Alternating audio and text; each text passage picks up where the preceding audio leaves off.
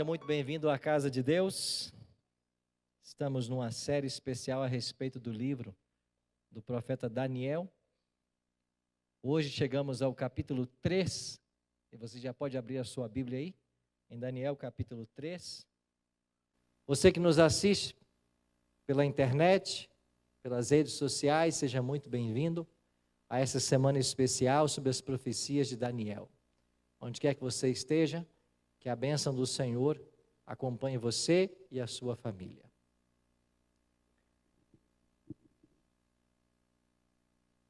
O tema escolhido para o capítulo 3, 3 jovens na fornalha.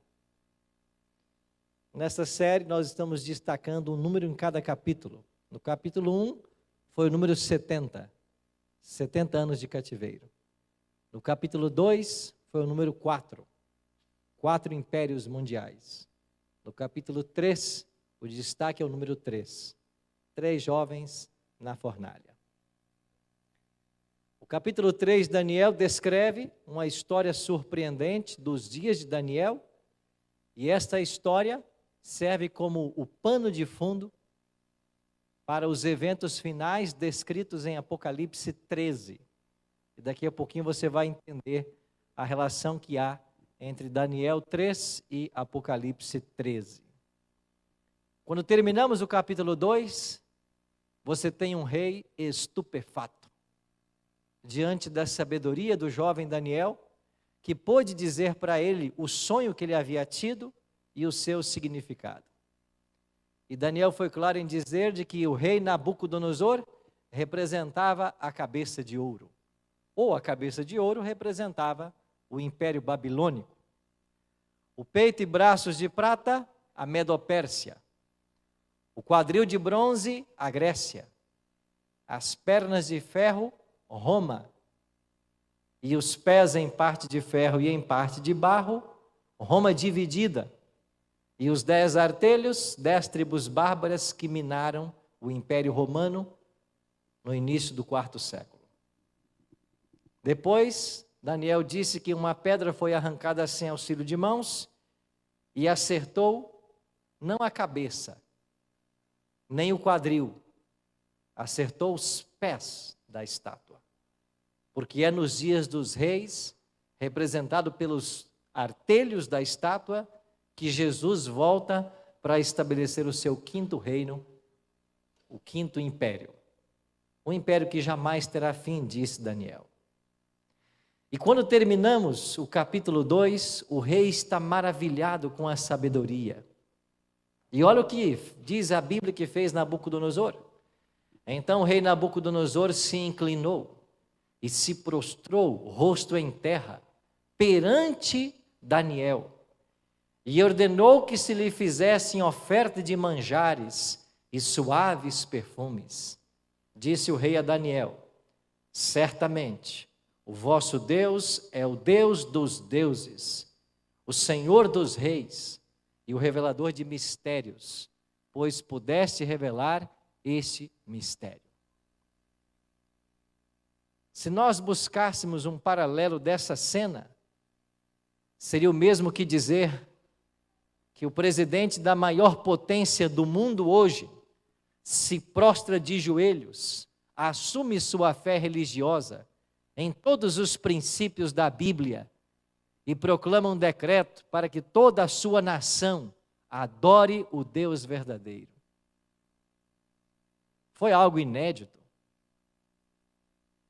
O rei termina o capítulo 2 baixando um decreto, e esse decreto atingiu cada canto de Babilônia, e o Deus de Daniel tornou-se conhecido. O Deus foi exaltado. Mas como nós esquecemos rapidamente as coisas. 9 anos separam o capítulo 2 de Daniel do capítulo 3. E passados 9 anos, o rei esquece. O rei não liga mais para a interpretação. O orgulho sobe no coração dele.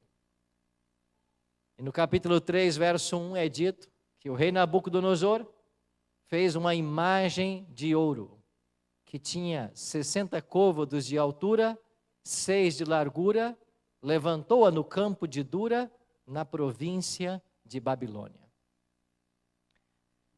Interessante, o capítulo 3 começa dizendo de uma imagem de ouro.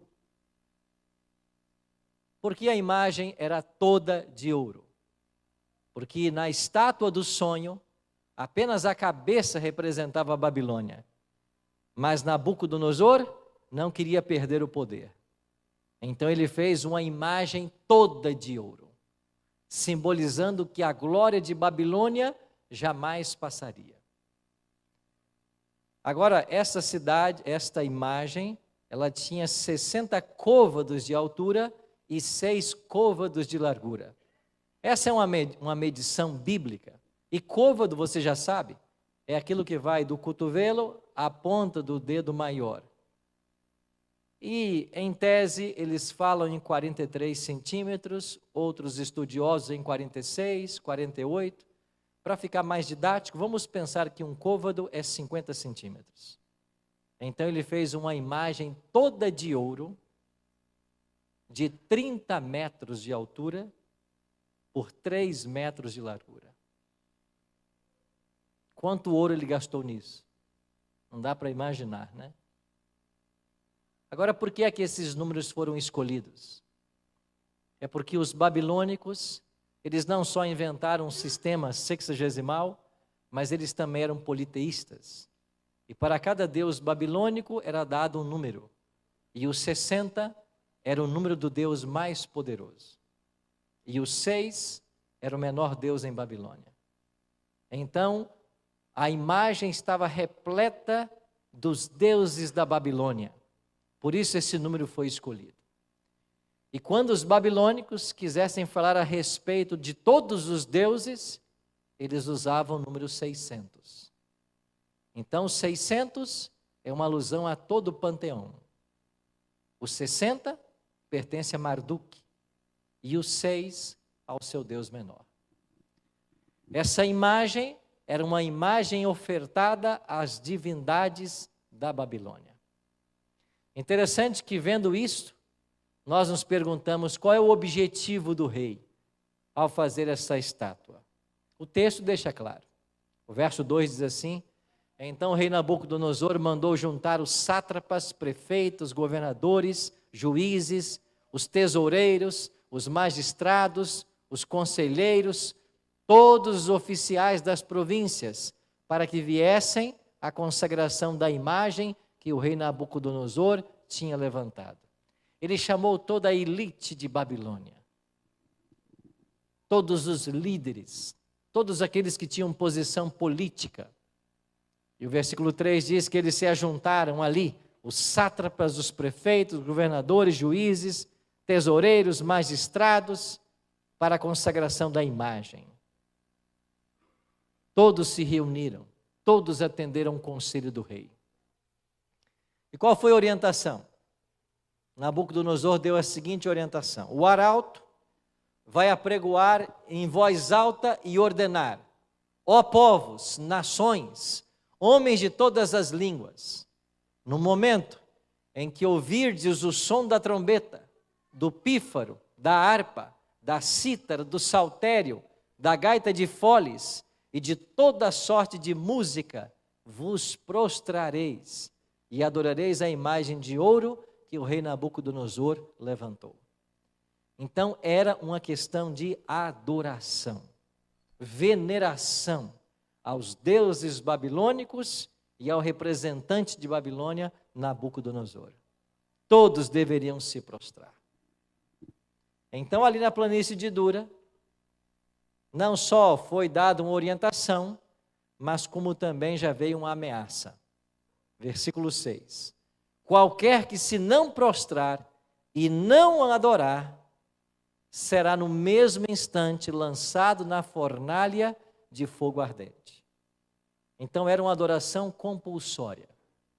Todos foram obrigados a adorar. Não havia possibilidade de dizer não. Então vamos recapitular o quadro completo da cena. Primeiro, você tem ali um soberano. Este é Nabucodonosor. Você tem ali uma imagem falsa. Por que era falsa? porque a verdadeira possuía 4 metais. Você tem ali uma adoração forçada, porque o verso 6 diz que quem não adorasse, morreria. Você tem ali a união da igreja e do Estado, porque Babilônia tinha sua dimensão política, mas agora dava as mãos à dimensão religiosa. Uniu a igreja ao Estado. E você tem ali também um decreto de morte para aqueles que não adorassem. A sentença era a morte. Não era a prisão, não era o desterro, era a morte. Você consegue ver um paralelo nisso na história? Nós sabemos desse paralelo. Quando é que isso vai acontecer? Vamos para Apocalipse. E aqui no capítulo 13, você tem o paralelo exato desse acontecimento. Você tem no versículo 11 de Apocalipse 13, um poderoso soberano, a besta, que surge da terra, que vai levar o mundo a adorar a besta que saiu do mar. Você tem uma imagem falsa, e esta imagem é falsa porque ela tenta substituir a lei de Deus, o mandamento do sábado, por um dia espúrio, o domingo. Você tem uma adoração forçada, porque a princípio, quem não aceitar esta adoração no primeiro dia da semana, não vai poder comprar e nem vender, e depois será declarado réu de morte. Você tem a união da igreja e do Estado, porque haverá leis civis impondo esta obrigação, e você vai ter uma pena de morte, que é o decreto de morte. Então, o pano de fundo para se entender Apocalipse 13 é Daniel 3. Tudo já aconteceu no passado. E eu poderia acrescentar aqui um 6º elemento. Assim como lá no capítulo 3 de Daniel, você tem um remanescente que permanece leal, em Apocalipse 13, você tem também um remanescente que vai permanecer leal. Então a prova, ela vai se repetir. Então nós já vimos aqui nas noites passadas que o objetivo das histórias do livro de Daniel é nos encher de esperança e otimismo e dar para todos nós lições espirituais. E a lição básica do capítulo 3 é que cedo ou tarde nós seremos desafiados em nossa fé. A nossa fé será provada. E ao estudarmos os eventos finais da história desse mundo, nós percebemos que chegará o dia em que a cristandade vai se unir em torno da santidade de um dia. E esse dia será o domingo, o primeiro dia da semana. Bom, basta você ver aí os noticiários, acompanhar os movimentos do Papa, e você já sabe que há muitas décadas já existe um movimento assim. O mundo está caminhando para a santificação de um dia. E a gente olha e pensa assim, mas isso parece tão distante da realidade hoje? Não é tão distante. Alguns meses atrás você se imaginava de máscara dentro de uma igreja? Não, há um acontecimento global que forçou o mundo a isso. Haverá um outro acontecimento global que forçará todos. E quando eu falo todos, eu falo de cristãos e não cristãos, a separarem um dia na semana para atividades religiosas. E esse vai ser o domingo. E eu e você teremos que ser esse remanescente de Apocalipse 12 e 13. É por isso que Deus nos permite chegar em provas. Porque a cada prova que chega à nossa vida, Deus nos está preparando para os eventos que ainda terão lugar. E aí vem o Cristo e diz assim, aquele que é fiel no pouco, também é fiel no muito. E quem não é fiel no pouco, no muito não será. Então, se eu não aceito com paciência as provações que eu recebo hoje, eu não estarei me preparando para as grandiosas que ainda virão. Nós temos então 3 jovens que não se prostraram. E eu queria que você lesse comigo aqui, no versículo 17 e 18, a decisão que esses jovens tomaram. A princípio, quando todos os instrumentos foram tocados, toda a multidão, que nós não sabemos quantos eram, se prostraram na planície de Dura. Todos se prostraram. E ficou fácil de ver que 3 jovens não se prostraram. O rei ficou furioso, porque eles foram denunciados. E foi dito para o rei: olha, 3 desses cativos judeus. E aqui você percebe mais uma vez o desprezo pelos judeus que eram escravos em Babilônia. Eles não se prostraram, eles não fazem questão do teu decreto. Então o rei Nabucodonosor, irado, dá para eles uma segunda chance. Por que é que você acha que Nabucodonosor deu uma segunda chance? Ele teria feito isso com qualquer outra pessoa? Certamente não. Nabucodonosor conhecia Daniel e conhecia Ananias, Misael e Azarias. Ele conhecia. Nabucodonosor entendia um pouco do Deus desses jovens. E por isso ele resolve dar uma segunda chance. Se fosse outra pessoa, o rei não estaria preocupado em dar uma segunda chance. Teria jogado direto na fornalha. Mas não, o rei deu uma segunda chance. Você percebe que há um temor de Nabucodonosor aqui. Há um conhecimento do Deus que esse jovem serve. Mas por que Daniel não está na cena? E você já se perguntou isso, né? Por que Daniel não está na fornalha? Bom, nós temos 2 possibilidades e nenhuma delas são finais. Uma delas é que Nabucodonosor, sabendo de tudo o que se passaria e que Daniel não se prostraria, o teria enviado em alguma missão, bem longe de Babilônia, nessa ocasião, para que ali ele não estivesse. Essa é uma possibilidade, de que Deus, o próprio rei, o havia enviado em alguma missão, para que ele não estivesse naquele momento, porque o rei sabia que ele não aceitaria se prostrar como os demais. Alguns dizem que ele estava presente, mas que ele tinha uma posição tão elevada ao lado do rei, que era como o próprio rei. E ali estava ao lado do rei e não tinha necessidade de estar lá na planície para se prostrar. A verdade é que os 3 jovens ali estavam e eles não se prostraram. O rei chama e disse: eu vou dar uma segunda chance para vocês. Eu vou pedir à banda que toque mais uma vez. E quando a banda tocar, se vocês não se prostrarem, vocês serão lançados na fornalha do fogo ardente.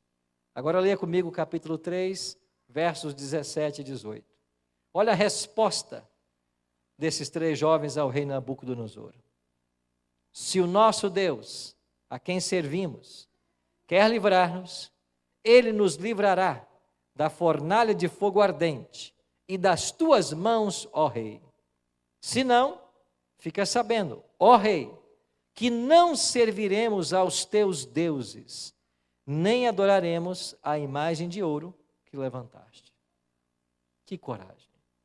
No capítulo 1, verso 8, Daniel diz assim, o texto diz assim: Daniel resolveu firmemente não contaminar-se com as finas iguarias do rei. Essa firmeza de Daniel é vista também nos seus companheiros. Rei, se o nosso Deus a quem nós servimos quiser livrar, ele pode. Mas se ele não quiser, não tem problema. Mas nós não vamos adorar os teus deuses. Você percebe pela resposta que o prostrar-se à imagem era uma clara veneração aos deuses da Babilônia? Nós não vamos adorar os teus deuses. E por que eles se propuseram a isto? Porque o primeiro mandamento da lei de Deus, em Êxodo 20, verso 3, diz o quê? Não terás outros deuses diante de mim. Que coragem desses jovens. Eles não tinham outro Deus.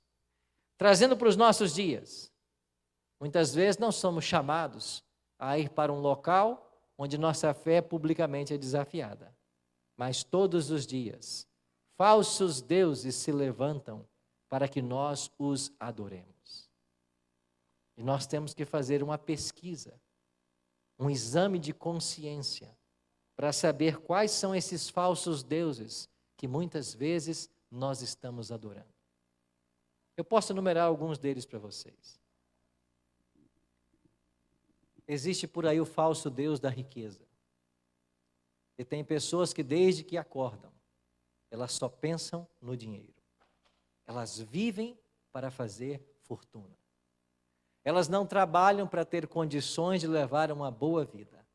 Elas trabalham ou nem trabalham, mas roubam, pisam, trapaceiam para ter mais e mais e mais. O dinheiro virou um Deus para milhares. E por causa desta adoração a esse Deus, é esquecida a família, é esquecida a saúde, são esquecidos os princípios. Um falso Deus. Tem um outro falso Deus que se levanta. A moda. E como esse falso Deus atrai? E as pessoas querem andar na moda.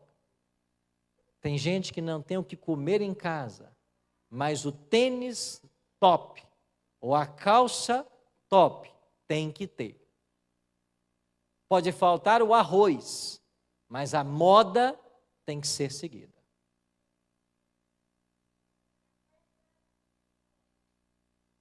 Uma vez no Bíblia Fácil, veio uma senhora, e depois de começar os estudos, na mesma semana ela tomou sua decisão. Ela disse: pastor, o senhor me batiza? E eu disse: batizo. Mas quando eu falo em moda, eu envolvo todos os aspectos da vaidade humana, não só masculina, mas também feminina. E ela disse para mim assim: eu quero muito então que o senhor me batize. Só tem um problema, pastor.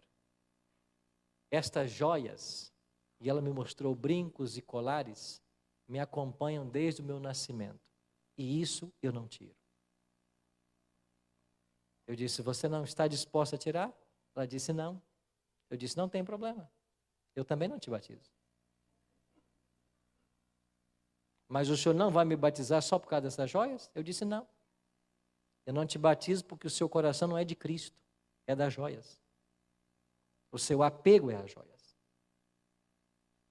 Ela disse: mas me mostra na Bíblia. E eu fui para a Bíblia. Eu fui para Timóteo, fui para Pedro. Mostrei para ela que o adorno do cristão que importa é o interior, é a pureza de coração. O apego a estas coisas afasta de Deus, torna essas coisas amuleto. Ela disse: mas pastor, se eu tirar isto e sair na rua, parece que eu estou nua. Eu disse: mas só parece, a senhora não está. A senhora não nasceu com isso. E claro que com todo carinho eu fui falando para ela. Finalmente, depois de um dia de diálogo, ela tomou sua decisão. Ela tirou tudo e eu pude batizá-la. Passaram-se uns 8 meses. Eu recebi um telefonema dos parentes dela, dizendo que aquela amiga havia acabado de falecer. O quanto aquela mulher se apaixonou por Cristo. Ela voltou para a sua cidade e ela começou a assistir à igreja e nunca mais parou. Mas meses depois, ela descansou no Senhor. E eu fico pensando, ídolos que nós erguemos todos os dias, coisas que nos trazem ilusão, que nos separam daquilo que é vital. E o que é vital, pastor? Vital é você no céu. Isso é importante. O resto é periférico. Então, se existe alguma coisa que atrapalha a sua comunhão com Cristo, se existe alguma coisa que separa você, se existe algo que chama mais a sua atenção do que o Senhor Jesus, isso é um ídolo.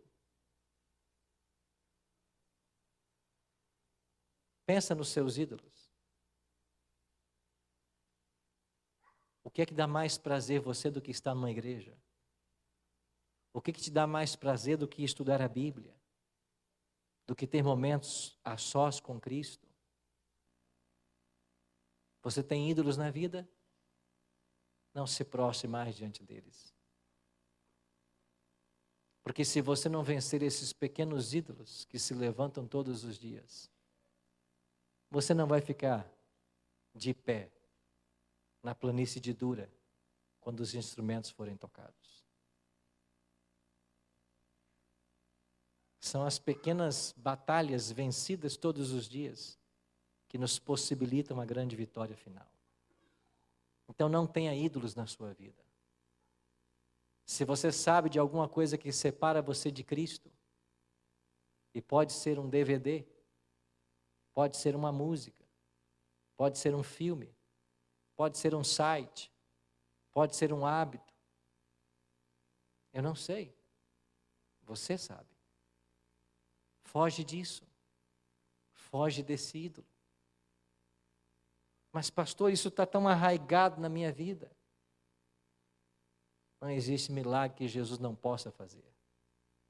Não existe apego que Ele não possa tirar. E as palavras daquela minha amiga ficaram gravadas na minha mente. Pastor, se eu tirar estas joias e sair na rua, eu me verei nua. Mas Cristo arrancou essa idolatria por algo que estava preso no coração por uma vida e trouxe liberdade para essa mulher. Cristo quer trazer liberdade para você também. Não importa o tamanho do seu ídolo, Ele tem o poder de ajudar você a vencer. Isso aconteceu com os jovens.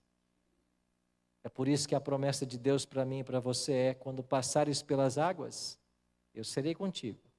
Quando pelos rios, eles não te submergirão. Quando passares pelo fogo, não te queimarás, nem a chama arderá em ti. Essa promessa foi preciosa para Ananias, Misael e Azarias. A chama não ardeu neles.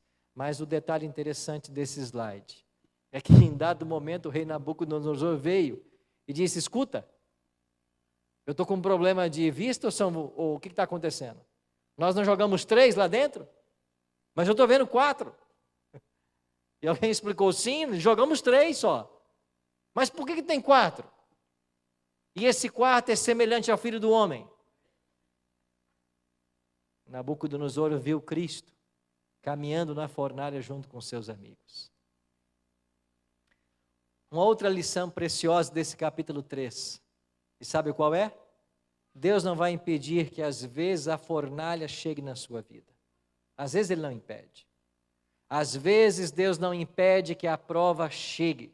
Ele não deu para você essa segurança. Mas Ele deu uma segurança. Mesmo se a fornalha chegar, Ele vai andar com você no meio do fogo. Ele talvez não impeça que a doença chegue, mas Ele vai estar ao leito junto com você. Pode ser que Ele não impeça que o desemprego bata a sua porta, mas Ele vai providenciar tudo que você precisa. Então Cristo não nos promete uma vida isenta de sofrimentos, mas Ele promete a presença dEle, mesmo em meio ao sofrimento. E esses jovens viram o Cristo pré-encarnado e caminharam com Ele no meio do fogo. E o rei Nabucodonosor mais uma vez traz esses jovens para fora e vai bendizer mais uma vez ao Deus de Daniel, que é o Deus que livra. Pode ser que eu e você sejamos chamados a passar por provas severas. Pode ser até que a morte bata a porta em nossa casa. Mas Cristo vai estar aí. Lembre-se de João 11, um dos menores versos da Bíblia, eu acho que é o verso 35, onde diz assim que Jesus chorou. Um dos menores versos, mas de maior significado. Ele chora quando a família humana sofre. Ele chora. Ele é um Deus que sente dor. Um Deus que se compadece. Um Deus que não está alheio aos sofrimentos, às necessidades. É um Deus que se importa, que se preocupa. E quando algo acontece com você e fere você, isso fere também ao coração de Deus. É por isso que na analogia paulina, escolhida por inspiração do Espírito, Paulo vai dizer que nós, a igreja, somos o corpo e Cristo é o cabeça. E dizem os especialistas que quando você sente qualquer dor, não importa a parte do corpo, primeiro essa dor é sentida no cérebro, depois na parte. É porque nenhuma dor atinge o povo de Deus sem primeiro atingir a Cristo, que é o cabeça da igreja. Mas Ele vai estar conosco, mesmo nos momentos difíceis, mesmo. O capítulo 3 termina com uma preciosa lição. Olha o versículo 30. 3:30. O que diz o texto?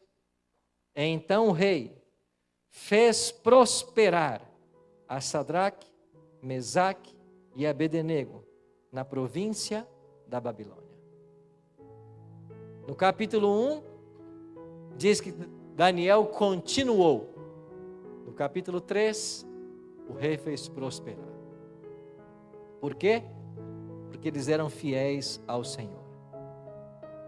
E todo aquele que for fiel ao Senhor também vai prosperar. E quando falamos em prosperidade, pode até ser prosperidade nesta vida, mas a principal prosperidade é a vida futura, é a vida eterna, a vida que aguarda a todos nós. Por isso, não se esqueça das lições do capítulo 3. Que nós possamos, com Ananias, Misael e Azarias, buscarmos ser exemplo de fidelidade, para que Deus também nos faça prosperar. Vamos orar? Pai querido, obrigado por Tua palavra nesta manhã, por todas as lições preciosas que ela traz. Coloca em nosso coração o desejo de Te servir somente e não nos prostrarmos diante dos deuses modernos que buscam por nossa adoração. O Senhor conhece a cada um de nós, sabe de nossas necessidades, de nossas lutas e de nossas fraquezas. E que o Senhor ajude a cada um aqui nesta manhã a vencer os seus deuses pessoais. E que essas vitórias cotidianas fortaleçam a nossa fé, nos traga robustez espiritual e nos prepare para a última crise que se aproxima.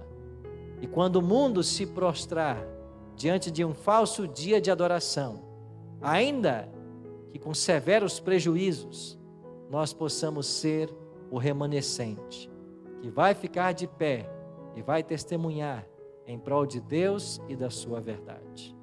É a nossa oração, em nome de Jesus.